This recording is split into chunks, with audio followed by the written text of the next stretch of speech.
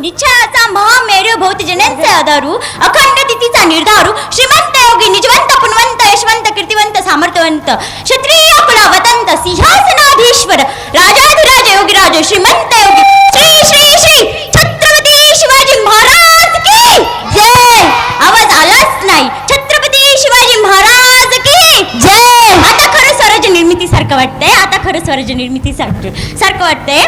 मुजरा माझ्या राजा छत्रपती शिवरायांना रयतेच्या राजाला ज्याच्या भक्तीला जोडणे आहे, शौर्याला तोडणे, जो अर्थात आहे सागर समान, ज्याचं छत्र म्हणजे आभाळा समान, जो त्या सूर्याची शान, मराठी मनाचा धगधगता स्वाभिमान, काळी जाये सह्याद्री ज्याला शंभूंचा अभिमान, महाराष्ट्राच्या देवराजाचं पहिलं स्थान, मराठ्यांचा भगवा अस्वंत आहे, दयाचा वसंत आहे, ज्यांच्या खुशीतून स्वराज्याचं स्वप्न देखणं उद्यास आलं, अशा राजमाता राष्ट्रमाता जिजाऊ आईसाहेब परमुलखामध्ये राहून स्वराज्य निर्मितीचे स्वप्न पाहणारे स्वराज्य शिल्पकार शहाजीराजे भोसले, ज्यांचा इतिहास आठवला की डोळ्यात पाणी, अंगावर शौर्य आल्याशिवाय राहत नाही, असे छत्रपती शिवाजी महाराज.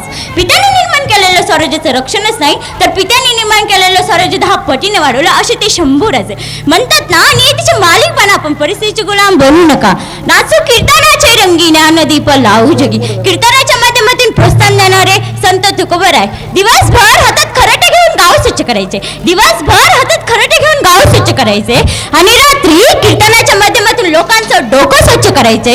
असं काम त्यांनी केलं ते संत गाडगे बाबा. माझ्यासारखी सामान्य मुलगी या ठिकाणी बोलू शकते अशा सावित्रीबाई फुले आणि ज्योतिराव फुले या महान पुरुषांचे विचार आज आपणा समोर आणणं ही काळाची गरज झाली आहे. ही काळाची गरज झाली आहे. आयुष्यातील प्रत्येक लक्ष देतील असे नाही, आयुष्यातील प्रत्येक लक्ष देतील असे नाही. काही क्षण भलता बोलू विसरू शकत नाही, तसा आजचा एक क्षण आहे, तसा आजचा एक क्षण आहे. 16व्या शतकात एक तेजस्विनी तारा चमकला, शिडीवर तुफानचा गडगडाट झाला, सनी चौघडी वाजू लागली. एक कारागिरी त्या सह्याद्रीच्या कानाकोपऱ्यातही डुमडुमली. अरे माझा राजा जन्मला, अरे माझा शिवबा जन्मला. दलितांचा कय्यारी जन्मला, अरे माझा राजा जन्मला. इतिहास घडवणारे आम्ही इथे जन्मलो ना कुठे, झुकले त्या हिमालय, पुसतो आम्ही शिवराया. सहन होणार नाही लाखो मावळ्यांचे बलिदान. शंभराचे आठवले की डोळ्यातले पाणी आपोआप ढळतात, डोळ्यातले पाणी आपोआप ढळतात. मो डरती थी उसको देखकर, मो डरती थी उसको देखकर, एक खुद मोट करावा है, ऐसा शेर शुभा का छावा है, ऐसा शेर शुभा का छावा है.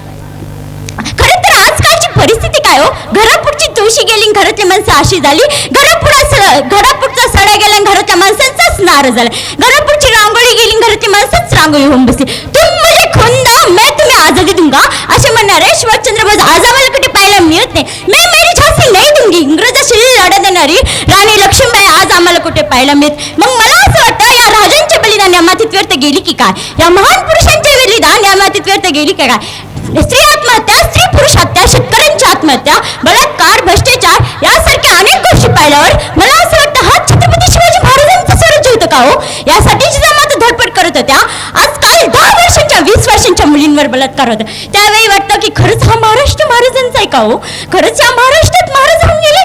महाराजांचे मावळे शत्रूची जरी बायको स्त्री असली ना, शत्रूची जरी तिच्या पुढे तलवार उचलत नव्हते, ते पण तलवार आजकाल दिवसां डोळ्यात बलात्कार करतात. त्यावेळी आजकाल दिवसां डोळ्यात नाही वाटत का आपली बहीण आहे. कधी कुठल्या मुलींवर वाकडी नजर टाकताना घरात आपली बहीण आहे, त्या बहिणीकडे कुणी वाकडी नजर टाकते हे लक्षात आलं पाहिजे. आपण काय करतो, कुणाकडे कसं बघतो याच्याकडे फार गोष्टी अवलंबून. छत्रपती शिवाजी महाराज ऐकायचे, टाळ्या वाजायचे, मनात साठवायचे, जायचे इथपर्यंत इतिहास नाही. ही व्याख्या त्यापुरती नाहीच आहे. छत्रपती शिवाजी महाराजांचे शत्रू शाहिस्तेखानाची बोटी छाटली ना तेव्हा ते धावत आणि पळत. तितक्यात त्याची बहीण आल्यावर म्हणाली, गजब गया, अरे हुजूर गजब गया, नरदम सिंह आपकी छोटी बेटी उठा कर ले गया, आपकी छोटी बेटी उठा कर ले गया. अरे छुपकर पगली, ऐसी वाह किसकी गर्दन मार सकता है, ऐसी वाह किसकी उंगलियां काट सकता है, पर ऐसी वाह किसी औरत या लड़की पर हात नहीं उठा सकता. माझ्या राजांचे संस्कार असे होते, त्यावर शत्रूही बोटीतली शकले नाही. पण आजकालचे मुलं संस्कार त्याला शिकवण पण नको म्हणतात. आजकाल काय निघले हो, ते लाडकी बहीण योजना. लाडकी बहीण योजना म्हणजे काय, 200 रुपये खात्यावर पडणे. म्हणजे राजांच्या काळात लाडकी बहीण योजना नव्हती तर लाडकी बहीण सुरक्षा योजना होती. लाडकी बहीण सुरक्षा योजना. इंग्लंडचे पंतप्रधान भारत भेटीसाठी आले होते, तेव्हा त्यांना काही गाईडचे प्रश्न विचारले, तुम्हाला प्रेमाचं असणारं ताजमहल बघायचं का सोन्याचं असणारं गोल्डन टेम्पल. ते म्हणाले मला प्रेमाचं असणारं ताजमहल नको आणि सोन्याचं असणारं गोल्डन टेम्पल. ज्या राज्यात राहून ज्या राजाचा इतिहास आपल्याला सांगितला जातो त्या राजाचं रायगड मला बघायचं, त्या राजाचं रायगड मला बघायचं. सहज में प्रेम की निशानी है तर रायगड एक शुभ की कहाणी, रायगड एक शुभ की कहाणी. जाता जाता एवढंच म्हणेन, जाता जाता एवढंच म्हणेन, तोंडात मुठभर मावा, तोंडात मुठभर मावा, म्हणतो काय जय शिवराय भावा, म्हणतो काय जय शिवराय भावा. जय भवानी, जय शिवाजी. धन्यवाद.